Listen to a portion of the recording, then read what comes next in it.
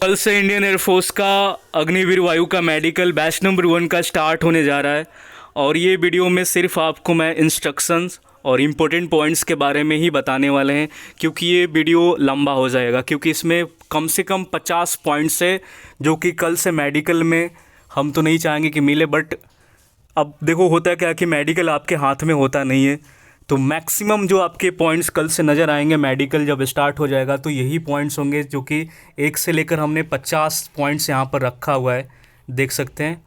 ठीक है, तो इतना सारा पॉइंट्स है ये, और ये पीडीएफ काफ़ी बड़ा है। अभी हम बस आपको कल के लिए गाइड कर रहे हैं कि कल आपको डॉक्यूमेंट्स में क्या लेकर जाना है और क्या क्या चीज़ें करवा कर आपको रेडी रखना है, और कौन सा ऐसा पॉइंट है जो कि नॉर्मल कैंडिडेट्स को इससे अवॉइड करना है, बचना है आपको।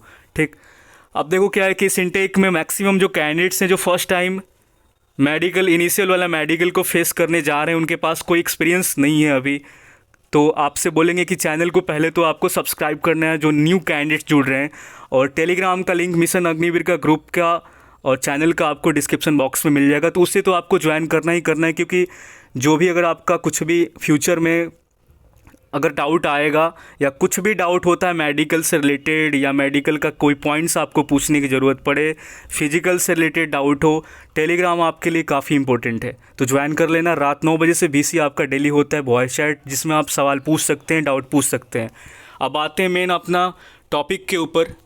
ठीक है, और चैनल को तो सब्सक्राइब ज़रूर करना है, यूट्यूब चैनल को, क्योंकि नोटिफिकेशन काफ़ी लड़कों के पास पहुंचता नहीं है।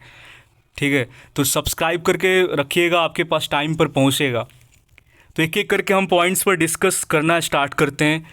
ठीक है, ये इस वीडियो का मैं 2 पार्ट लाने वाला हूँ। पहला नंबर ये जो पार्ट है ना, ये पार्ट इंस्ट्रक्शन और आपका जो ज़रूरी की चीज़ें है उसके बारे में बताने के लिए है, और अगला वाला जो पार्ट होगा वो आपका इम्पोर्टेंट जो मेडिकल पॉइंट्स है उसके ऊपर वीडियो होगा, वो इसी पीडीएफ के अंदर में। ये पीडीएफ आपको टेलीग्राम पर मिल जाएगा। ठीक, अब आ जाते हैं इंस्ट्रक्शन के ऊपर। पहले हम बात करते हैं इंस्ट्रक्शन का, फिर हम बात करेंगे डॉक्यूमेंट्स का। तो देखो इंस्ट्रक्शन का अगर हम बात करें तो जो आइज वाले कैंडिडेट्स हैं जो चश्मा इस्तेमाल करते हैं, ठीक, ऐसे कैंडिडेट्स को, चाहे गर्ल्स हो बॉयज़ हो, आपको प्रिस्क्रिप्शन बनवाने की नीड है, बनवाने की ज़रूरत है आपको। तो आइज का जो डॉक्टर है आपके शहर में जो काफ़ी बढ़िया स्पेशलिस्ट है आइज का, उसके पास जाकर आप लोग अपना जो ये अब बना लेना अपना प्रिस्क्रिप्शन को। अगर आपके पास नहीं है, अगर आपके पास है भी, तो एक और बात बता दें, यहाँ पर साफ लिखा हुआ है कि 1 महीने से पुराना आपका नहीं चलेगा, मतलब कि 1 महीने के अंदर का ही होना चाहिए। ठीक, जिस दिन आपका रिपोर्टिंग है उस दिन से आप मिला लीजिएगा कि क्या वो 1 महीने पहले का है या अभी 1 महीने के अंदर का ही, अभी न्यू है तो चलेगा, अदरवाइज़ नहीं है तो जाकर आप लोग बना लीजिएगा। ये उन लड़कों के लिए और लड़कियों के लिए हम बता रहे हैं प्रिस्क्रिप्शन जो चश्मा यूज करती है, जिनका आई साइट वीक है। अगर आपने आई चेकअप आज तक नहीं कराया तो एक बार जाकर आप भी करा लीजिएगा। ठीक, क्या आपका आई ठीक है कि नहीं है, क्योंकि जो 6x6 पढ़ लेगा बिना चश्मा का उसका आँख ठीक है। ठीक, जो नहीं पढ़ पाएगा चश्मा का, ठीक है, वो आपका मतलब जैसे बिना चश्मा का जो 6x6 पढ़ लेगा वो हेल्दी आइज में गिनती होगा, उसका प्रिस्क्रिप्शन का नीड नहीं होगा। लेकिन जो चश्मा के साथ 6x6 पढ़ता है, ठीक, ऐसे नहीं पढ़ पाता है, उन लोगों के लिए आपको प्रिस्क्रिप्शन की ज़रूरत पड़ेगी। और चश्मा का नंबर वगैरह आपका प्रिस्क्रिप्शन अभी दिखाएंगे कैसा होता है, और अपना चश्मा भी आपको अपने साथ में लेकर जाना पड़ेगा, हर चीज़ आपको लेकर जाना पड़ेगा। ये सारी चीज़ें आपको फॉलो करना पड़ेगा। जिनका एक आँख 6x6, 1x1 6x9 है, ठीक, इस तरह के जो कैंडिडेट हैं उनको भी प्रिस्क्रिप्शन की ज़रूरत पड़ेगी। तो या जिनका दोनों आँख 6x9 है उनको भी पड़ेगी।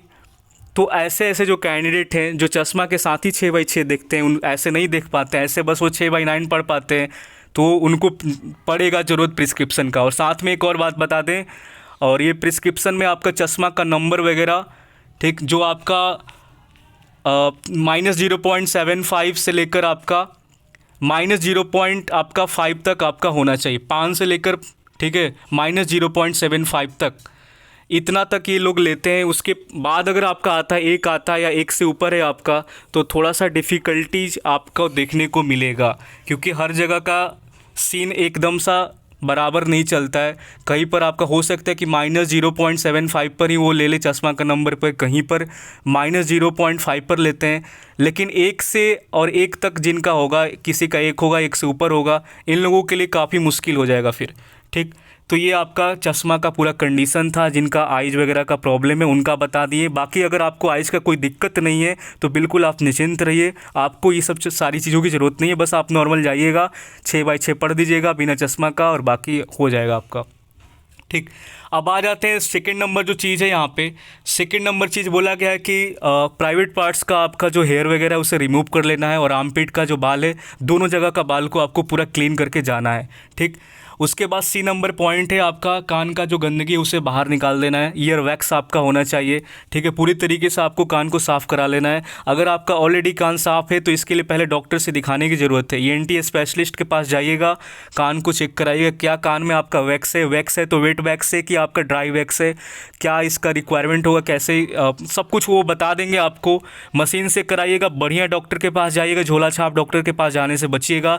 और रोड पे जो बैठे रहते हैं कान खोदने के लिए उनसे भी दूर रहिएगा, नहीं तो फिर दिक्कत आपको देखने को मिल जाएगा। कान इधर उधर खोद देगा, आपका खून ब्लड आ जाएगा, तो कान के अंदर जो फिर पॉइंट्स आ जाएगा आपका ईयर परफोरेशन का पॉइंट बना देगा। ठीक है, तो कान से बहुत से लोगों को खून आ जाता है। तो ऐसी चीज़ों से आपको बचना है। जो खोदने वाला काम करता है ना कान को वैक्स निकालने के लिए, उनसे ना कराइएगा, मशीन से जाकर कान साफ़ करा लीजिएगा। या कुछ लिक्विड वगैरह वो डालते हैं कान में, डॉक्टर वगैरह के पास ही जाकर ये सारी चीज़ें, खुद से डॉक्टर बनने की ज़रूरत नहीं है आपको। ठीक, और अगर वैक्स है, डॉक्टर ने बोल दिया कि वैक्स आपका है तो कराइए, नहीं है तो ना कराइए। उसके बाद अगर हम बात करें यहाँ पे ये तो हो गया सी नंबर पॉइंट। डी का अगर हम बात करें तो दांत के अंदर आपका पीलापन नहीं होना चाहिए, दांत काला नहीं होना चाहिए, कैविटी फ्री दांत होना चाहिए। कोई कोई राज्य ऐसा है जहाँ पर आपका पानी के चलते दांत में पीलापन आ जाता है, जैसे राजस्थान का अगर एग्जाम्पल लें तो मोस्टली जो कैंडिडेट्स होते हैं वहाँ का जो दांत होता है उनका पीला थोड़ा थोड़ा हो जाता है। तो हल्का तो चलेगा, बट कोशिश करिएगा कि अपना पीलापन को हटा ले। ठीक, हमारा रिक्वेस्ट रहेगा कि दांत के अंदर आपको बिल्कुल वाइटनेस की ज़रूरत है, तो आप अपना करा लीजिएगा दांत को टार्टर फ्री और कैविटी फ्री आपका दांत होना चाहिए, ये आपका बिल्कुल ज़रूरी है। उसके बाद अगर हम बात करें, आपका बोला गया है कि ई नंबर पॉइंट में कि कम्युनिकेबल डिजीज और स्किन डिजीज वगैरह अगर आपको है, ठीक, तो इसको भी देखने की ज़रूरत है। ये आपका नहीं होना चाहिए, कम्युनिकेबल डिजीज और आपका स्किन डिजीज ये नहीं होना चाहिए।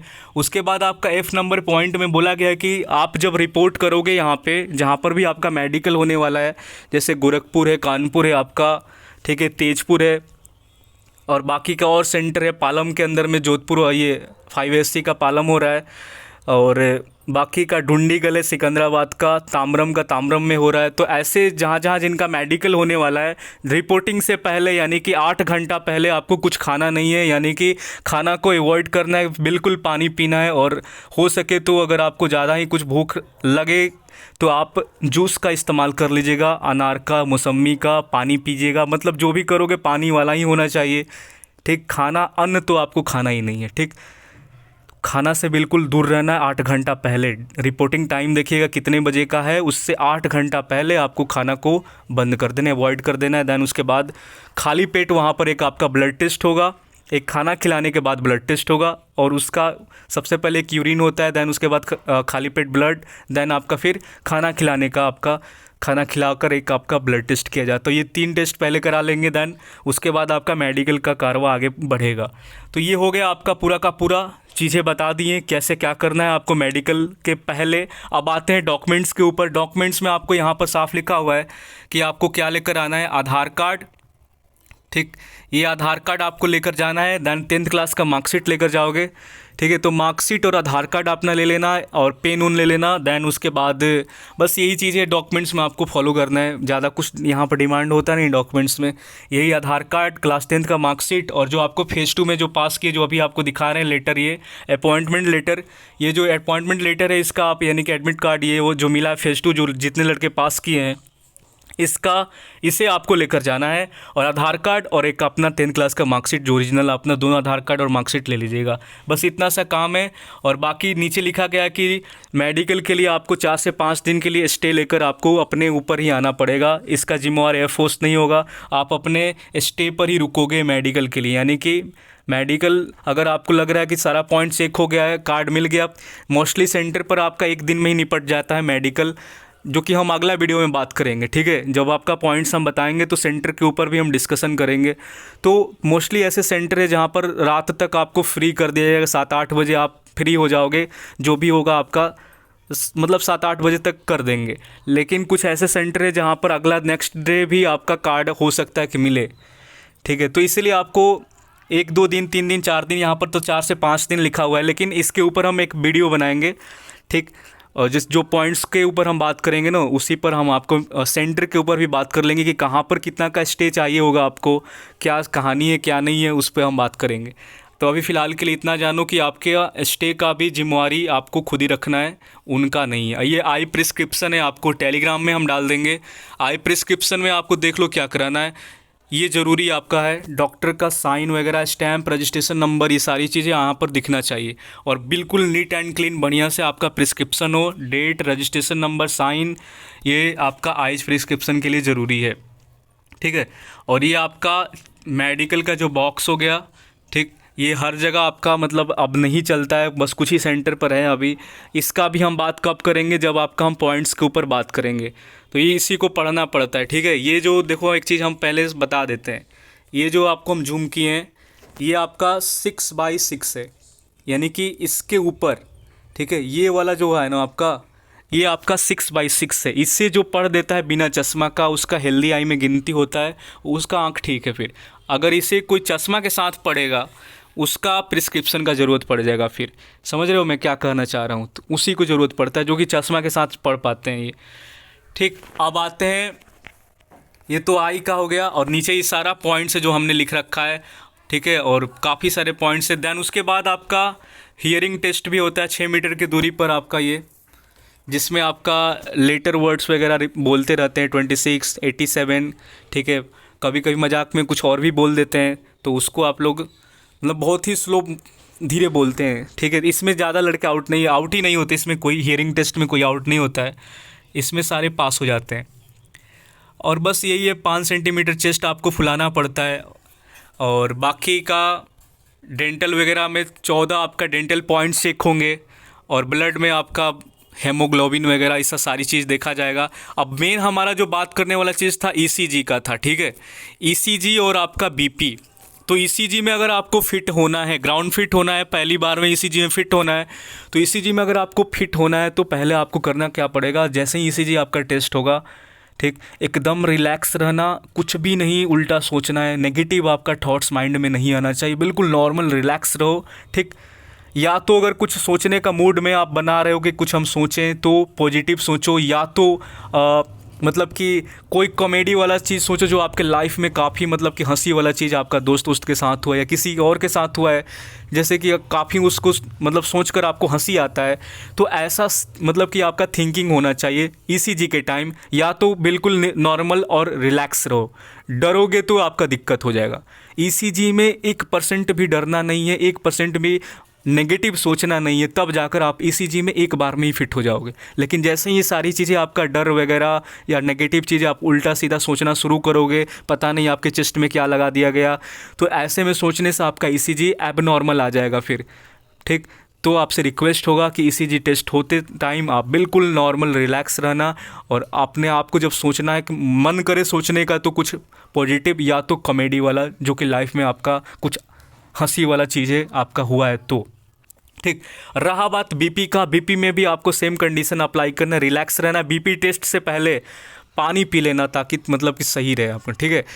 बीपी टेस्ट से पहले पानी पी लेना और बढ़िया से। और जिनका हमेशा ही बीपी हाई रहता है, तो आप लोग अपना देख लेना, डॉक्टर से थोड़ा बहुत बोल देना कि कोई टैबलेट्स वगैरह है तो दे दीजिए, अदरवाइज टेलीग्राम पर आप मेरा आइएगा, ठीक। तो बाकी आप लोग बीपी के पहले एकदम डरना नहीं है, बिल्कुल रिलैक्स रहना, और पानी ज़रूर पी लेना, ठीक है, कोई दिक्कत नहीं होगा। तो ये 2 टेस्ट आपको हमें बताने की ज़रूरत था। बाकी का, और बाकी तो हर चीज़ आपका जांच होगा, डीएनएस वगैरह, ये सारी चीज़ें आपका देखा जाएगा। जो हमारा बताने वाला था चीज़ ईसीजी और बीपी, आइज वगैरह का हमने पूरा क्लियर कर ही दिया, ठीक। ये मेन आपका पॉइंट्स है, और डीएनएस वगैरह में पॉइंट्स आता है, जिनका है उनका आएगा। तो ये तो हम कल बताएंगे क्या चीज़ है क्या नहीं है, या इसके बाद हम तुरंत वीडियो भी बना सकते हैं कि इसका मतलब कि आज ही बना दें, कभी भी बना सकते हैं। बट इसका पार्ट 2 आएगा, जिसमें हम पॉइंट्स को कवर करेंगे, क्योंकि ये वीडियो देखो अभी आपका ज़्यादा टाइम का हो गया है, ठीक है। तो मिलते हैं नेक्स्ट वीडियो में, तब तक के लिए जय हिंद। चैनल को कर लेना सब्सक्राइब।